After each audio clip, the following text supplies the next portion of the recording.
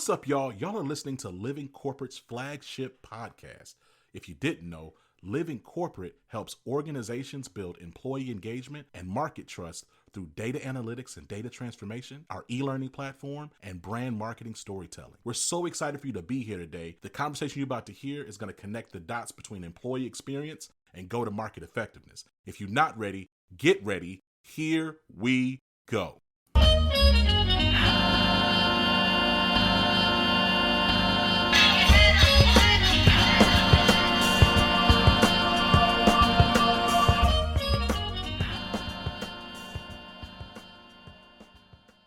Tiffany Daniels.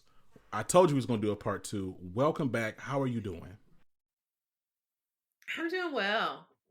I am, trying to stay energized. I went to a number of events this week where I was surrounded by Black people who are in the work, who understand the importance of taking moments to celebrate and just really sit in our Black joy. And that felt good. It really filled my cup. You know, for those who maybe didn't check out part 1, you are the first and the first managing director for Minnesota Business Coalition for Racial Equity. And again, for those who may not be familiar with you from either from Living Corporate or they just coming in for where they coming in from, what does it mean? What does it mean for you to be the managing director for your organization? What's the implications there, and who do you work with? Sure. Well, I'll start with just a little background about the coalition. The Minnesota Business Coalition for Racial Equity is a consortium or a club, if you will, of large corporations that are either headquartered in the state of Minnesota or have large operations here. And so we're talking about organizations like General Mills, US Bank, Target, 3M, United Health Group. So really big organizations that for sure sit in the Fortune 5 or the Fortune 100. And this consortium was formed in 2020 in the midst of the racial uprising, really as a declaration that the business community both could and should be doing more to advance racial equity specifically for Black Minnesotans. We talked a little bit about last time the disparities that Black residents in the state of Minnesota experience. And the business community really formed this coalition as a recognition that the private sector has a role to play. And the vision that we cast was really about building a more just and prosperous state with and for Black Minnesotans. And over the last, almost 4 years, the work has certainly evolved. But as its first managing director, I've had the opportunity to really build this coalition into an emerging nonprofit organization. It started as a group of leaders that had similar interests and passion and courage and were really united and unified around this concept of this intersection of business and community and the role of the business community, and has started to evolve into a sustainable organization. And I, am its managing director, which means I essentially act as the CEO. I'm in charge of building a strategy, implementing structures, ensuring that we have programming and activities, that we are driving revenue and managing that revenue appropriately, and that it's in alignment with a lot of our core values, that I make sure that most of those dollars are going towards Black businesses, that we are listening to community before we act, that for any partnership that we are developing, that it is not the business community or the coalition saying, this is the work that we want to do, or wow, we've got a really good idea that we can splash our brand all over. It's really about creating deep connections, forging relationships, listening to the experts and the leaders and folks that are really closely connected and in close proximity with community and the lived experience that we want to address, to say, hey, now let's ideate and brainstorm together about how resources from the business community can be transformative or can accelerate whatever activity or initiative that you have going on. And for the work that we do, we've got really 3 big focus areas. And those focus areas exist because they are places where the business community is really positioned to have an outsized impact. The first for us is employment opportunity. The coalition has almost 40 member organizations. We employ hundreds of thousands of people. So it makes sense that we are thinking about how we're hiring, how we're retaining, how we are advancing Black talent specifically in our member organizations.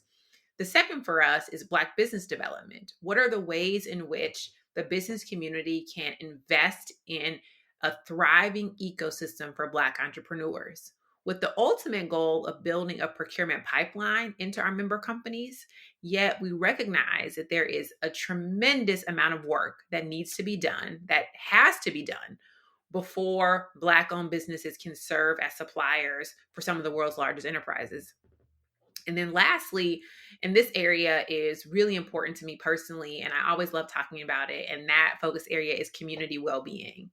And we define community well-being as advancing just practices in housing, safety, and policing. And that pillar of our work is so important because we cannot lose sight of the fact that MBCRE and a number of other equity focused or diversity focused initiatives that were born in 2020 came out of a public safety tragedy. That what we were evaluating was, what are all of the forces that are at play that can allow someone like George Floyd to be murdered in daylight by a peace officer and nobody do anything? There are a lot of negative forces at play. And our work there continues to keep that conversation at the forefront. We do some advocacy with our state legislature around policing and public safety, as well as home ownership. But it's really about how do we keep that conversation front and center. So, it's interesting to your point about, and those three pillars sound incredible, right? And they all not only make individual strategic sense, but I understand like the through line between each of them. As I think about where we are today, and I look at the landscape of diversity, mm-hmm. equity, inclusion efforts, as well as the state of policing in Minnesota mm-hmm. Mm-hmm. today, compared to the day that George Floyd was murdered, I kind of sit back and I go, all right, so like, what are we doing? Not what are you doing? Not as what is your org doing? Like, what are we doing? Right?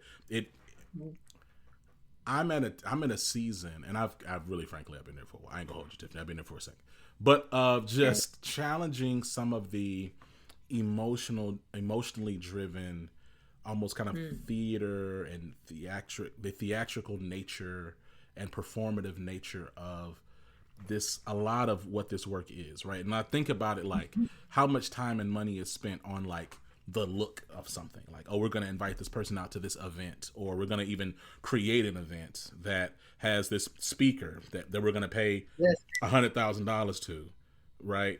Listen, we are just past Black History Month, okay? And there's a reason why Black History Month is my busiest month, right?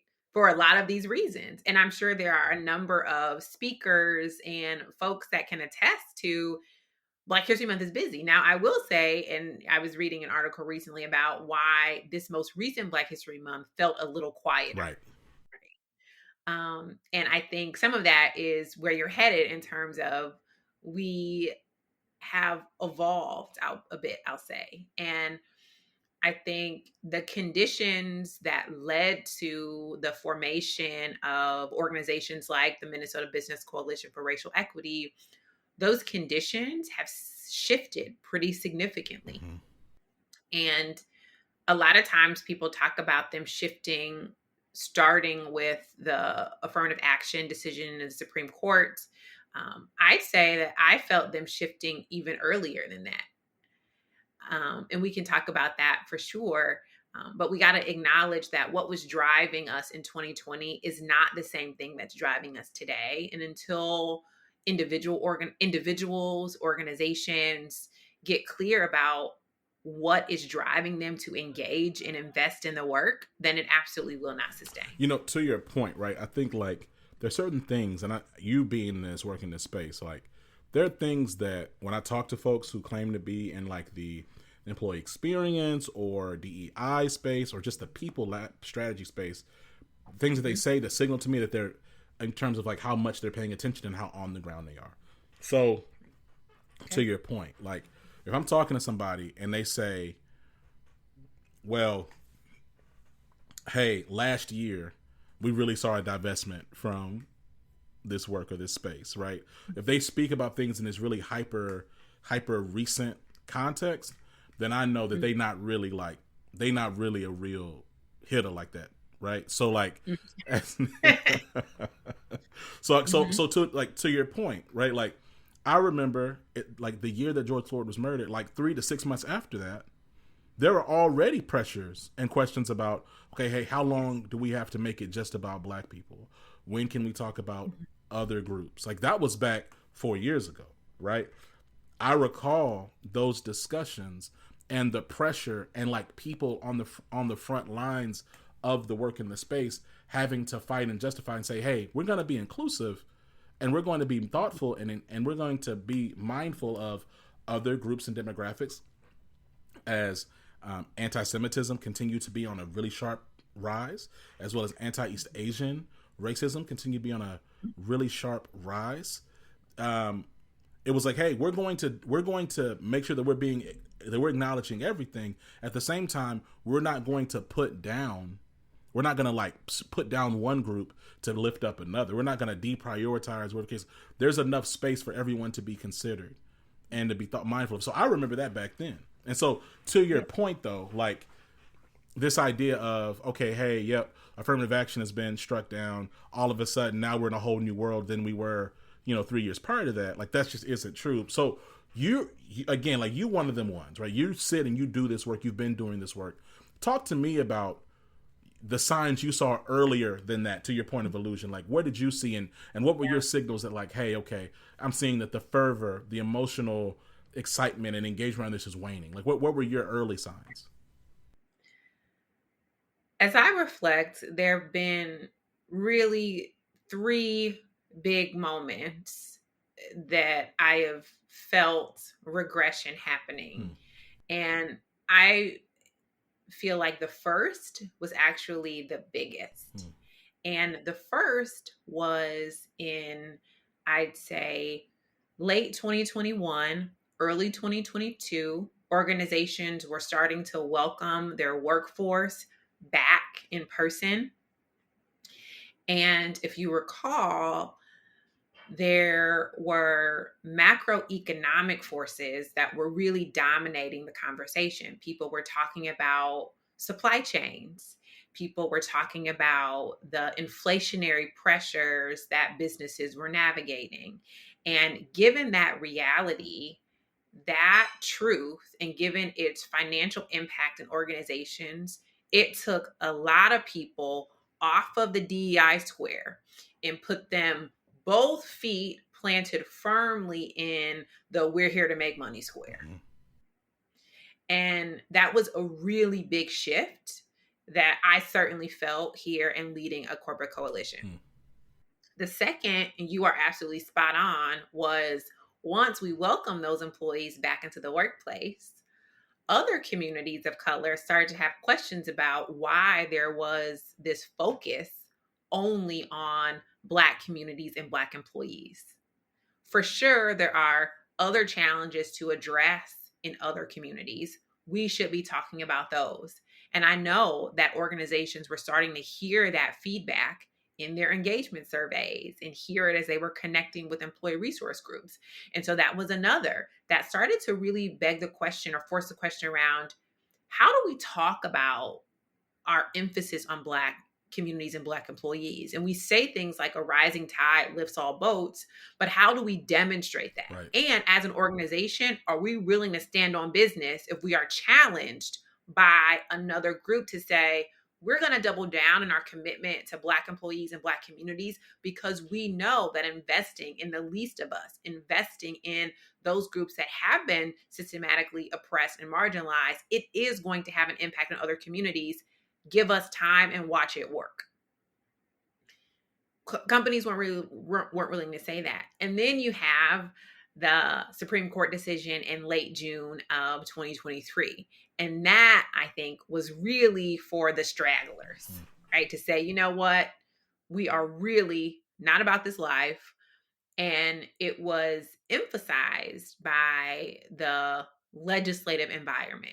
And when you have things happening like Republican attorneys general sending letters to CEOs of the Fortune 100, basically putting them on notice to say, this DEI work that you're talking about, right, it might be unconstitutional and you don't want the smoke, right? Whether that's true or not, whether that's based in fact or not, there is now this fear from organizations that if I am being courageous, if I am leaning into commitments that I made 3 or 4 years ago that will disproportionately impact a certain community, should I be talking about that? How can I talk about that? How can I invest? And will I be challenged on if I'm investing equitably or not? And the fear in and of itself has forced a number of organizations, I think, into the background to say, we are afraid of what might happen, not even necessarily of there being litigation, but we are afraid of being in the court of public opinion. We are afraid of what happens if someone writes a news story or if there is a conversation on TikTok or in other social media platforms. Like, really, that to me is some of the risks that organizations are trying to mitigate. You know, so much what I'm realizing and learning about corporate America, so much of it is fear driven and fear based, right?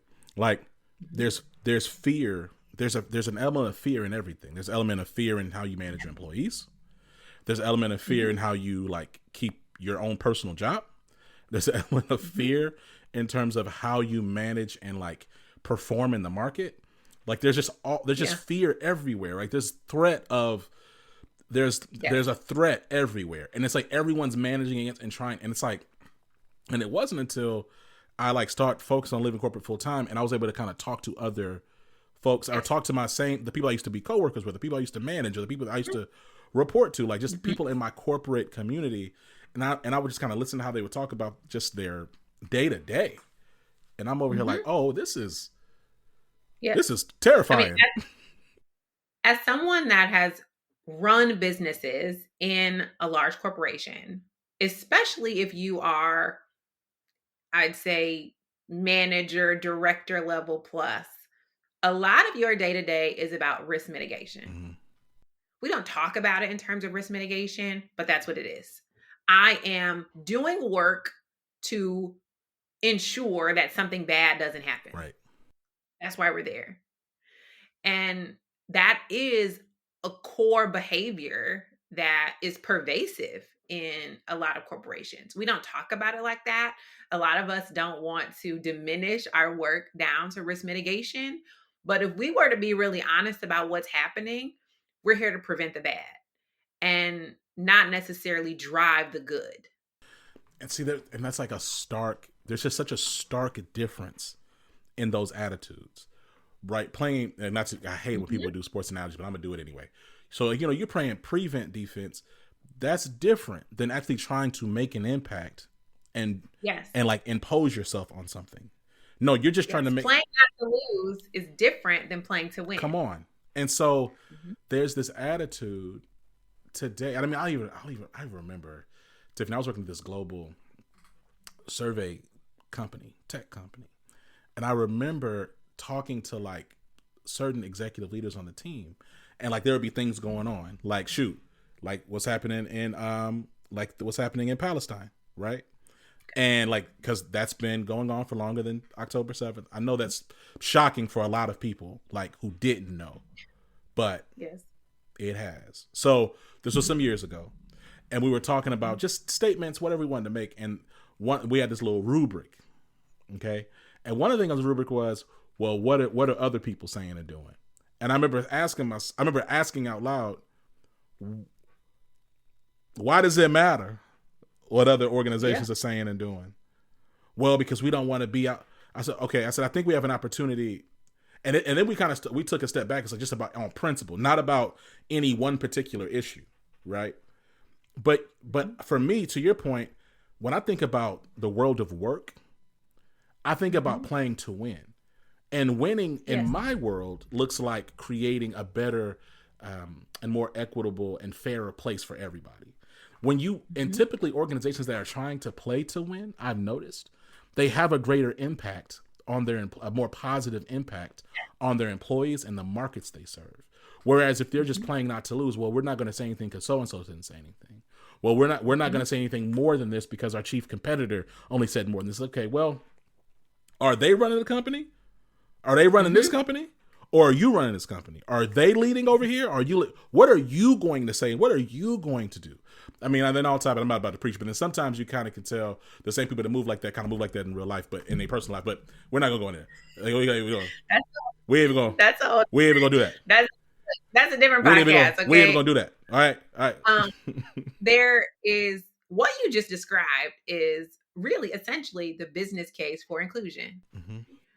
It is that if you are fostering an environment where people can contribute, if you've got people who want to play to win and are comfortable bringing those ideas forward, are comfortable contributing at a high level in their organization, feel like they can be as authentic a version of themselves as they want to, then it contributes to the performance of the organization, right?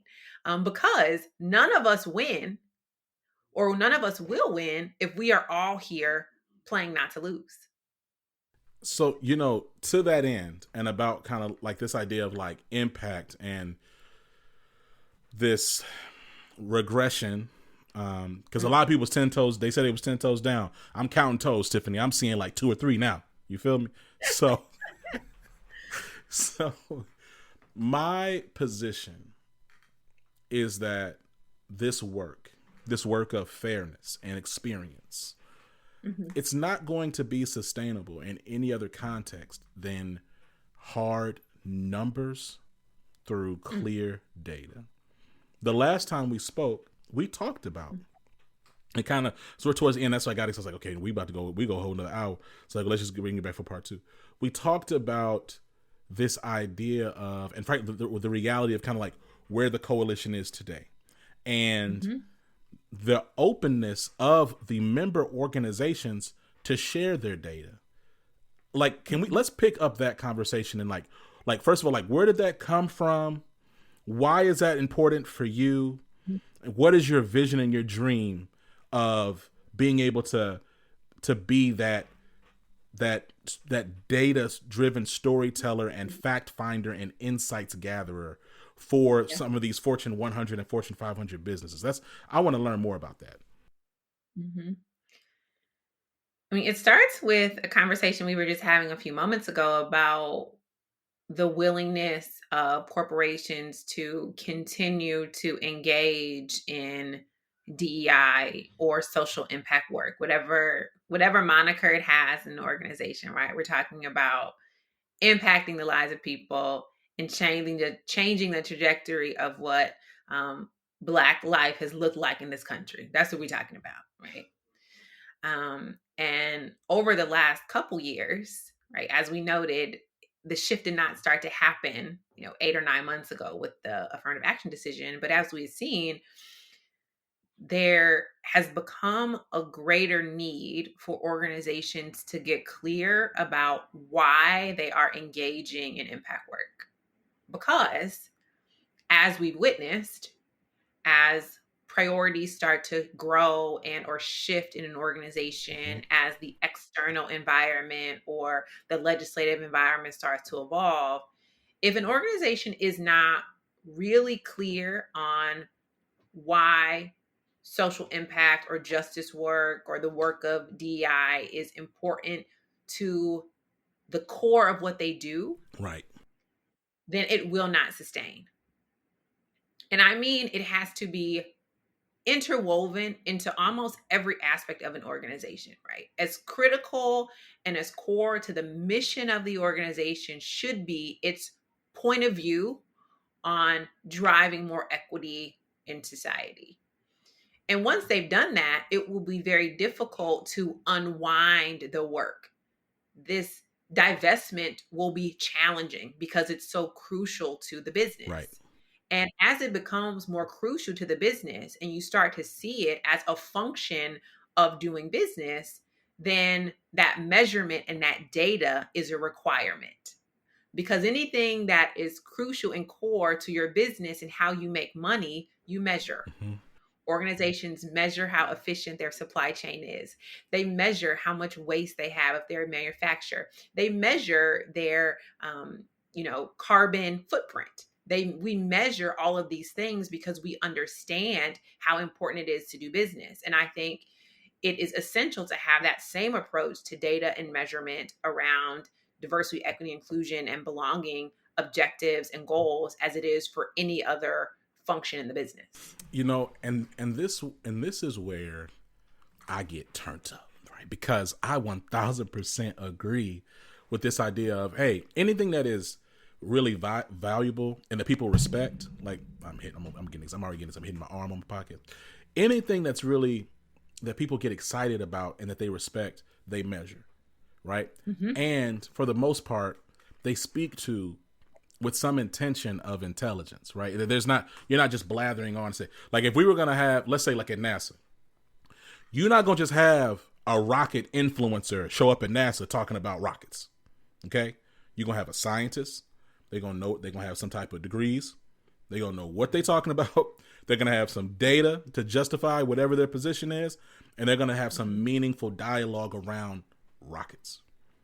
Think diversity, equity, inclusion, and frankly, like taking even just taking that moniker, that name off of it.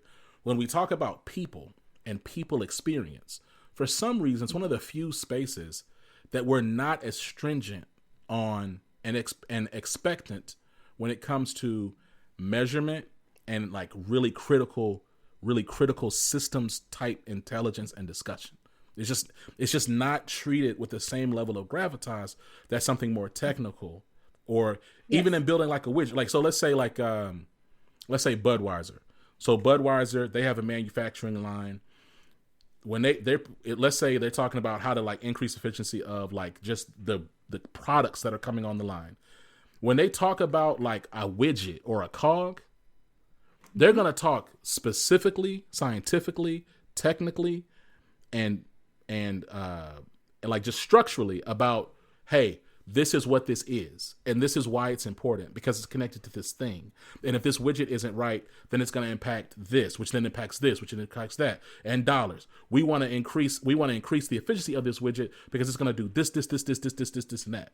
Like, not only is that something that might be explicitly stated, but it's also just like intrinsically understood. Like, hey, we're doing this because because this is tied directly into how we engage and serve the market, or our markets, excuse me. Mm-hmm. I'm so eager. Like, I'm so eager. Like, I'm telling you, I'll be up at night. I'm so excited about the prospect of the discussions around experience management getting to that level of scrutiny.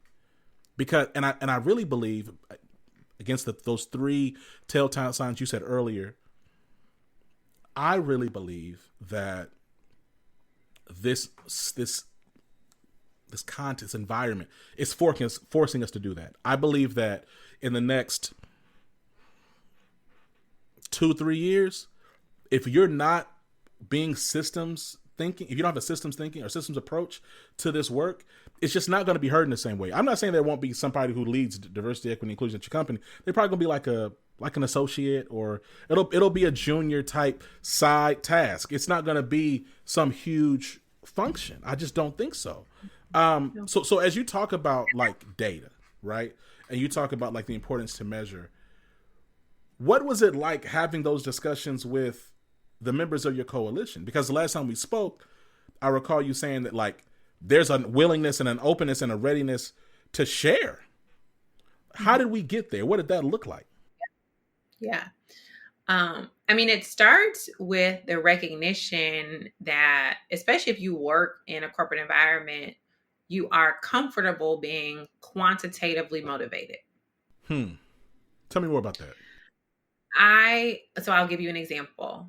I ran businesses at a food manufacturer, and every month we knew how much volume, how many units we had to ship to retailers to be able to deliver the financial commitments of the organization. And it's measured daily. Every day, a report goes out that says, this is how many units you've shipped today. This is how much of the month is overlapped. This is how much you got to ship to be able for us to still hit this number. And based on what that reporting says, it drives activity and action and accountability in the organization. If something's not happening, you know who to go to, you know where to brainstorm, you kind of know where to triage. And I think our fear, and I'll say this, I think there's been a fear of data and fear of information as it relates to DEI work has been about accountability. We're afraid of the accountability. We're afraid of, because we come from a culture of needing to understand whose fault it is. Yeah.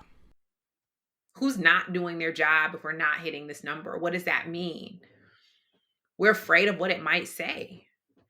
And in order for us to continue to sustain engagement, we have got to apply, I won't say the same, but a similar quantitative motivation around this work too, to say, we want to be honest about where we are. And having a clear sense of where we stand as a coalition tells us where we need to do more work. It tells us where to focus our energy and our action. And it gives our members a very clear sense of when you can celebrate, like when you've hit it. And we cannot underestimate the importance of hitting a goal and that feeling, right? That momentum that it builds in individuals and in organizations, right? And when you set a goal and you hit it, it begets more goal setting and more goal hitting. And you can't build that momentum if you don't have a sense of where you are, you don't have a sense of where you're going, and how far you are from that goal. Yeah, I mean, it's so. I think we talked about this last time, and if we didn't, then I'll touch it really quick. Here is, organizations are deathly afraid of looking in the mirror.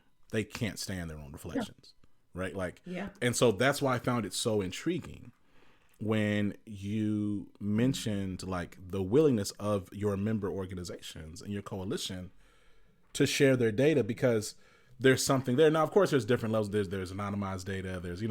But the point still is though the willingness to actually to do that.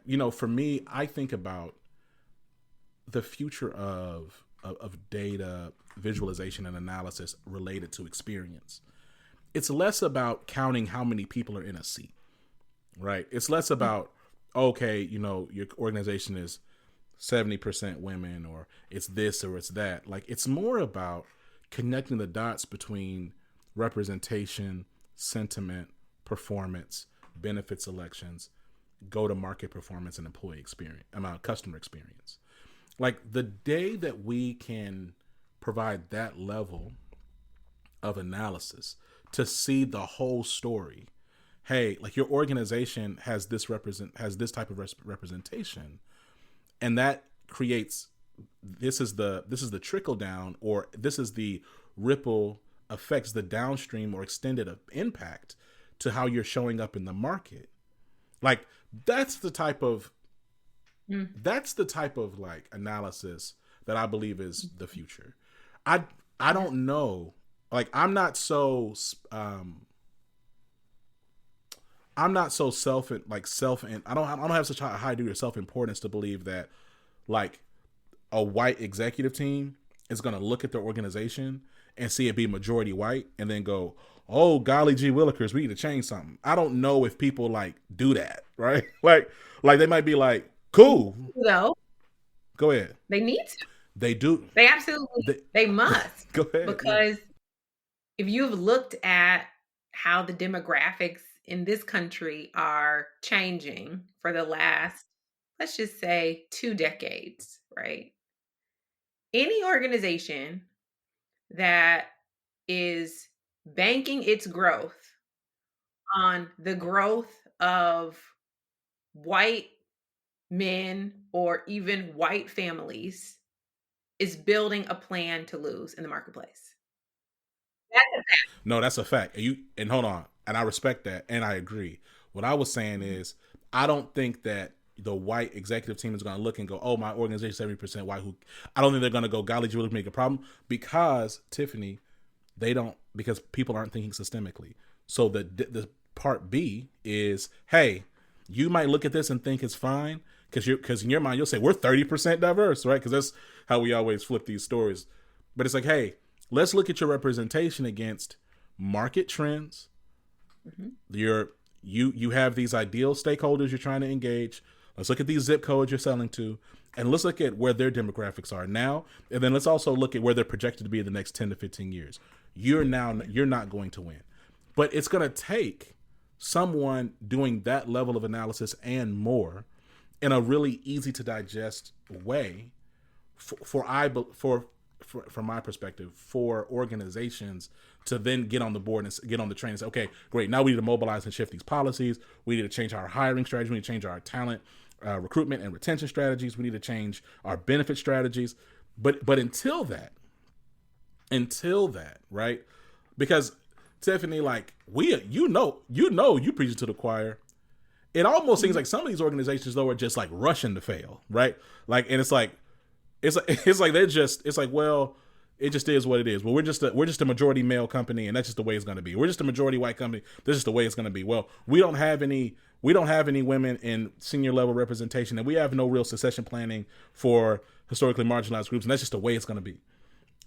Maybe I might still have a little bit of optimism, but I believe that there's a percentage of those orgs that, when presented with the right information, pessimistically, I'm no longer on the empathy side. I'm saying on just the business side, are going to go, well, doggone, we got to do something. I mean, this data shows we got to do something. You know what I'm saying? Mm-hmm. So when I think about the future in this work, in this space, and like the role that your org, because you have the trust equity from years of working with these incredible brands, what excites you about like the next, year or so as y'all continue in this journey, like in terms of gathering more data and analyzing information? Like what do you get? What gets your hope up? Yeah. I'm gonna answer that in a minute. I'm gonna go back to, I just got to comment on what you were saying, because I think there are organizations who see that relationship between, this is what the marketplace is starting to look like, and this is what we look like, and we got to do something about it. Right. I don't think that organizations don't see that gap. In fact, I've been in rooms and conversations where folks are acknowledging that gap. Yeah. Where it falls down is how urgently that transformation needs to occur to be able to then see an impact in your business and in the marketplace, right? So we think we have more time than we do.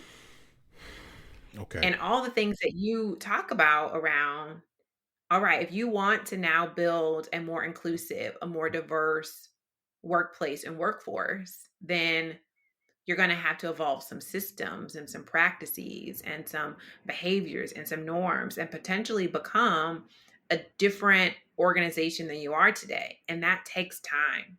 Mm-hmm. And I think companies can get arrogant, and we can think that, like, hey, we got it good over here. We're the cool kids. You should want to be over here. And then you invite people into over here, and they're like, it's dirty in here. It stinks. I don't want to work here. Right. Why are people yelling? I don't want to be here, right? Mm-hmm. And we got to really be honest about how quickly we need to evolve our workplaces to then align with the goals and objectives that we are setting as an organization. So I had to spin a block. Well, let me back up and spin the block back. You know what I'm saying? Ain't nothing around. I got to do some. I throw this thing. So here's my question back to you. To your point about, because you're right? Like I agree with you that I don't think organizations are just wholly ignorant to. Mm-hmm. I mean, I don't know. Like I mean, like there's all types of media pundits and politicians who are running whole campaigns or things on the browning of America and Yeah. this great replacement theory and all that nonsense there. So I agree that I believe that there's an understanding, there's a belief and an awareness of it. To your point, Mm-hmm. like the urgency factor is the thing, Mm-hmm. right? So my Mm-hmm. follow up to that is: do you believe that today the data is being presented in such a way that conveys the sense of urgency and provides some level of a longitudinal, like some longitudinal view to say, hey, you're this is not something you need to like, you know, sit on your hands about. Do you think that that is like if like yeah? Let me ask. Do you think that that's the do you think that exists today? And do you think that it's being clear that hey, no, this is an urgent problem you need to fix right now? There's certainly, I don't think that the urgency is being felt, but I think some of that is because leaders don't feel the urgency individually. Hmm.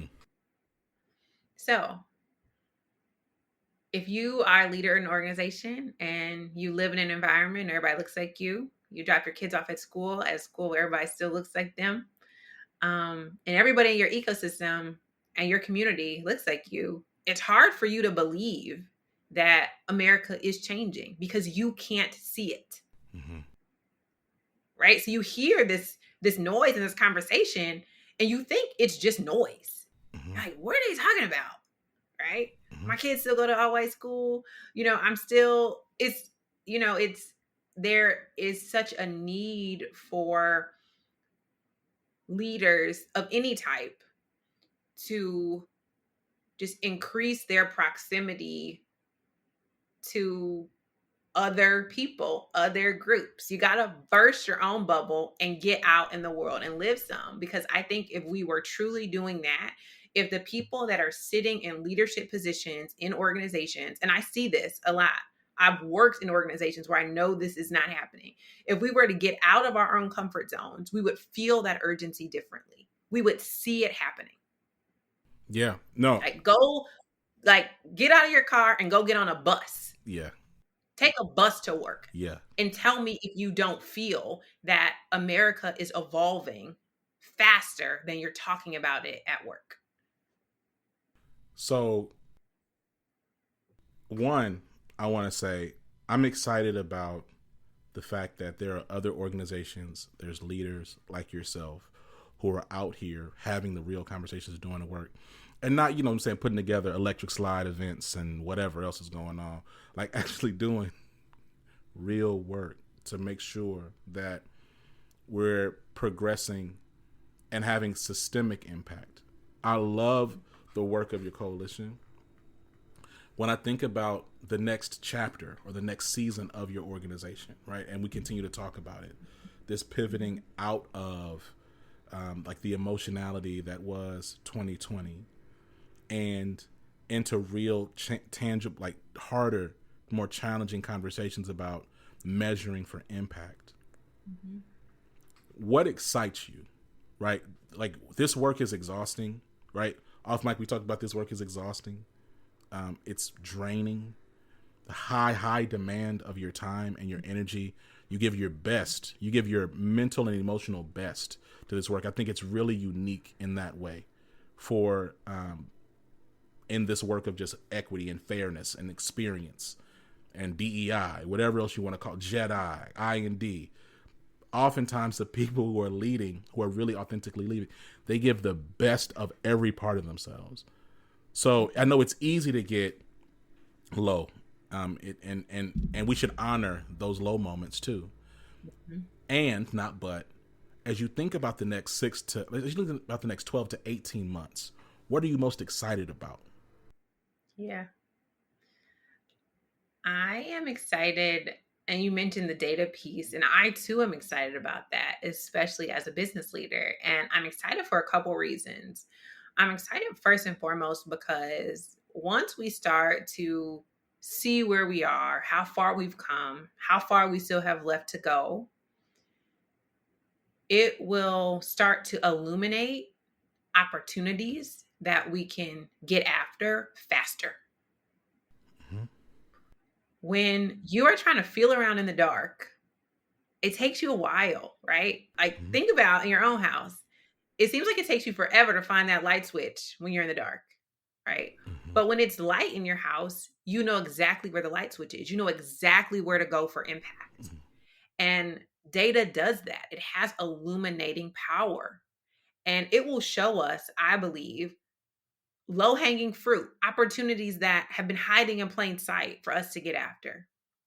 You know, the coalition is going to start to do some work in the later part of this year around supporting Black-owned businesses and suppliers here. And there's some low-hanging fruit there. Like it's not calculus. So that's the one thing that I am excited about, just starting to illuminate those opportunities. The second will be how far we can go together. What I love about a coalition is the power of working together, the collective impact, this idea of impact at scale. And some of the companies that we have around the NBCRE table, if they were working together, we could go really far. And once you crystallize what your goals are, how far you are from achieving that goal, then it becomes much easier for us to lock arms or hold hands and put energy and effort and resources against those opportunities.